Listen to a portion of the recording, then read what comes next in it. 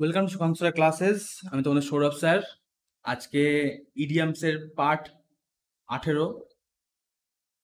আমাদের অলরেডি 17টা কিন্তু হয়ে গেছে, 18 নম্বর চলছে, আর এখনো এই পার্টটা কয়েকটা চলবে। তো তোমরা যারা আগের ক্লাসগুলো পড়েছো তারা আবার দেখো, আর যারা দেখোনি তারা কিন্তু আগের ক্লাসগুলো দেখে এসো, কারণ এগুলো প্রত্যেকটা পরীক্ষার জন্য খুবই খুবই ইম্পর্টেন্ট। ঠিক আছে, যে কটা ওয়ার্ড পড়ানো হচ্ছে প্রত্যেকটা কিন্তু পরীক্ষার জন্য ইম্পর্টেন্ট।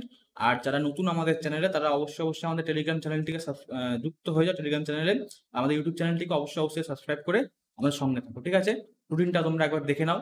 ঠিক আছে, চলো শুরু করা যাক। আজকে 241 নম্বর থেকে শুরু হচ্ছে। আজকে প্রথমটা হচ্ছে by and by.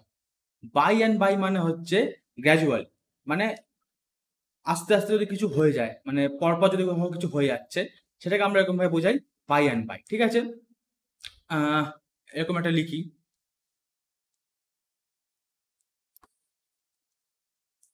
By and by he completed his syllabus. মানে কি, সিলেবাস নিচে দাগ হবে না, দাগটা হবে হচ্ছে বাই অ্যান্ড বাই এর নিচে।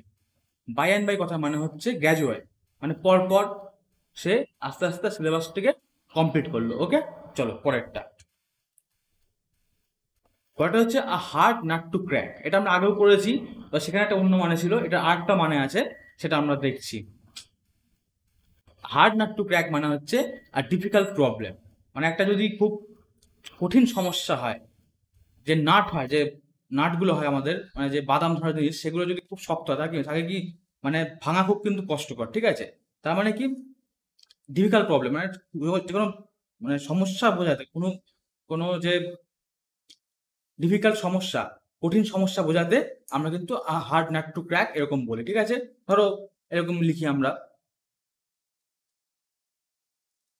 Clearing UPSC is a hard nut two crack, মানে ইউপিএসসি ক্লিয়ার করা কিন্তু খুব একটা কঠিন ব্যাপার। ঠিক আছে, আগে আমরা কি করেছিলাম, হার্ড নাট টু ক্র্যাক মানে হচ্ছে যে কোনো মানুষ সে যদি প্রচন্ড মানে রিজার্ভড হয়, মানে তার যে প্রকৃতি বা তার যে নেচার সেটা যদি বোঝানো যায়, তখন তাকে আমরা এরকম বলি he is a hard nut two crack. ঠিক আছে, পরীক্ষা অপশন থাকবে, দুখানা থাকবে না, যে কোনো একটা থাকবে, সমস্যা নেই। ঠিক আছে, চলো পরেরটা হচ্ছে look down upon. Look down upon মানে হচ্ছে টু কনসিডার সামওয়ান ইনফেরিয়ার। ধরো একটা মানুষ, তাকে আমরা হয়তো আর 5 জনের মধ্যে তাকে আমরা খুব একটা পাত্তা দিই না, আর ও পারে নাকি বা ও ই করে নাকি, সেরকম মানে যদি থাকে কেউ, তখন আমরা বলি হচ্ছে লুক ডাউন আপন। ঠিক আছে, এরকম লিখি, their sister was looked down upon by the brothers. মানে তার যে ভাইয়েরা, তারা কিন্তু তার যে বোনকে খুব একটা গুরুত্ব দিত না। ঠিক আছে, তাকে খুব মানে ইনফেরিয়ার, মানে তাকে খুব একটা গুরুত্ব দিত না। ঠিক আছে, তাকে পাত্তা দিত না। ঠিক আছে, চলো পরেরটা হচ্ছে অ্যাট লার্জ। অ্যাট লার্জ মানে হচ্ছে নট কট, এটা কিন্তু খুব ইম্পর্টেন্ট, এটা বহুবার পরীক্ষায় এসেছে। অ্যাট লার্জ, অ্যাট লার্জ মানে ওকে ভাববে মনে হয় অ্যাট লার্জ মানে প্রচুর সংখ্যায় থাকবে, এরকম এরকম মানে কিছু ভাববে, কিন্তু সেটা কিন্তু না। ঠিক আছে, অ্যাট লার্জ মানে হচ্ছে নট কট। ঠিক আছে, ধরো একটা আসামি, সে পালিয়ে গেছে। ঠিক আছে, সে এখনো পর্যন্ত তাকে ধরা হয়নি, সে তাকে বলা হচ্ছে অ্যাট লার্জ। এটা একটা উদাহরণ তাহলে বোঝা যাবে, the man who killed his wife is still at large. At large মানে ওই যে মানুষটা যে তার বউকে মেরেছে, সে কিন্তু এখনো পর্যন্ত পলাতক রয়েছে। ঠিক আছে, মানে এখনো পর্যন্ত সে ধরা পড়েনি। অ্যাট লাস্ট মানে হচ্ছে এখনো পর্যন্ত পলাতক এমন কিছু। ঠিক আছে, চলো পয়েন্ট হচ্ছে কেম টু দ্য পয়েন্ট। এটা খুব সহজ, এটা আমার বলা হতো দরকার নেই, তাও বলে দিই, to speak plainly about the real issue. আমরা মানুষকে বলি, কেউ ধরো ঘুরিয়ে ঘুরিয়ে গোল গোল করে কথা বলছে, আমরা তখন বলি এই তুই গোল গোল করে না ঘুরিয়ে পয়েন্টে আয়। সেটাই, পয়েন্টে কথা বল, মানে আসল কথাটা বল। ঠিক আছে, সেটাই হচ্ছে কেম টু দ্য পয়েন্ট। পয়েন্টটা হচ্ছে মিলি মাউথ। মিলি মাউথটা কিন্তু এটাও কিন্তু খুব ইম্পর্টেন্ট, এটাও বহুবার পরীক্ষা আসে। মিলি মাউথ, মিলি মাউথ কথাটা মানে হচ্ছে সফট স্পোকেন, মানে কেউ ধরো খুব নম্র ভাষী। ঠিক আছে, তাকে বলা হচ্ছে মিলি মাউথ, নম্রভাষী, ঠিক আছে, তার কথাবার্তা খুব নরম, সেরকম মানুষকে বলা হচ্ছে মিলি মাউথ। পরেরটা হচ্ছে স্মেলারাইট। স্মেলারাইট মানে হচ্ছে ডিটেক্ট সামথিং রং। যখন কোনো কিছু আমরা একটু পরিস্থিতি, যদি কোনো একটা কিছু ভুল বা কোনো একটা কিছু সন্দেহজনক আমরা ভাবি, তখন সেটাকে বলা যায় স্মেলারাইট। স্মেলারাইট মানে কিন্তু এরকম না যে ইঁদুরের গন্ধ পেলাম আমরা, ঠিক আছে। একটা উদাহরণ দেখি, দ্য ডিটেকটিভ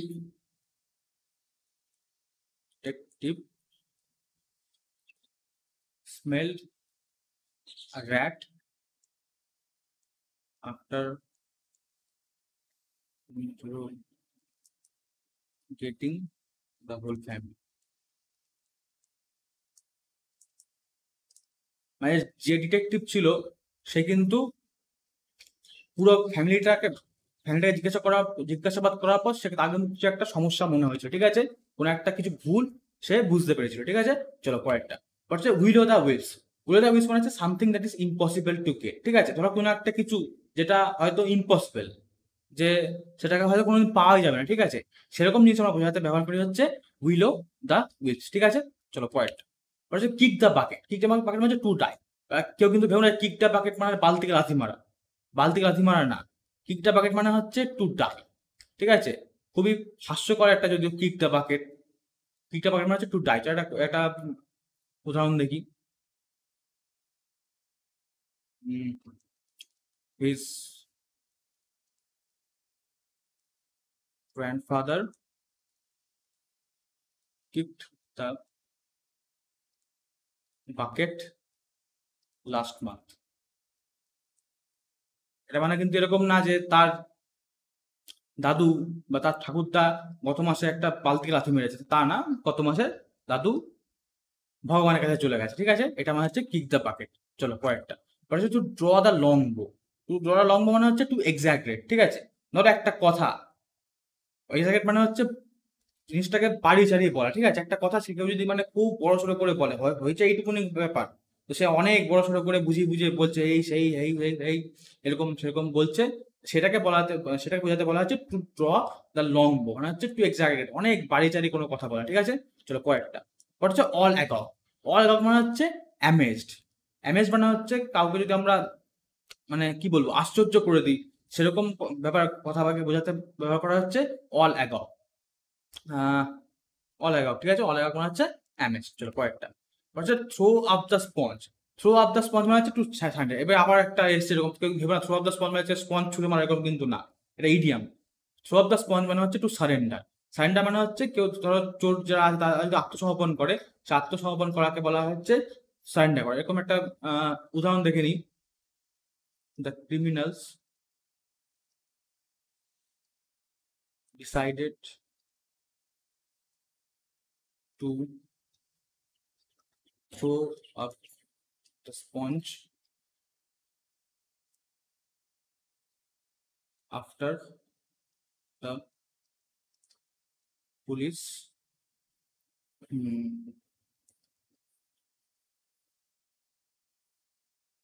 captured them.